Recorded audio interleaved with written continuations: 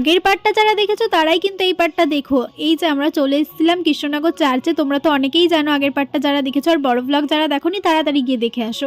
এখানে এসে আজকে কী কী করলাম সেটাই শেয়ার করবো। এই জায়গাটাই উঠে না আমার আর নামতেই ইচ্ছা করছিল না, এত ভালো লাগছিল, মানে উপর থেকে না আরও অনেক লোকজন দেখতে পাচ্ছিলাম, আমার প্রচণ্ড ভিড় হয়েছিল। আর এই জায়গাটা সব থেকে ভালো ছিল, বেশ শান্তি অনুভূতি হচ্ছিল। আর এইখানটাতে উঠে নামার ব্যাপারটাও খুব সুন্দর ছিল। যারা কৃষ্ণনগর চার্চে এসছো তারা তো জানোই। তো আমি এইখান দিয়ে উঠতে থাকি, ততক্ষণে তোমরা আমার চ্যানেলটিকে সাবস্ক্রাইব করে দাও এরকম আরও নতুন নতুন মিনি ব্লগ দেখার জন্য।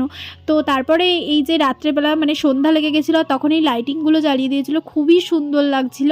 আর এখানে আমি কিছু রিলস বানাচ্ছিলাম, ফটো তুলছিলাম। আমার বোন বলছিল লাইটিংটা ঠিক করে দেয়, দেখ খারাপ হয়ে গেছে। ও একটু এরকমই, ওই জন্য একটু হাসাহাসি করে আমি এই রিলস বানিয়ে চলে আসলাম বাইরে। বাইরের দৃশ্যটা আরও সুন্দর, কত গাছ, কত সুন্দর লাগছিলো, পুরো প্রাকৃতিক অনুভূতি। আর প্রচণ্ড ভিড় হয়েছিল। আর এর নেক্সট পার্টটা খুব তাড়াতাড়ি আসছে। আমরা মেলায় গিয়ে কী কী খেয়েছিলাম সেটা দেখতে গেলে চ্যানেলটিকে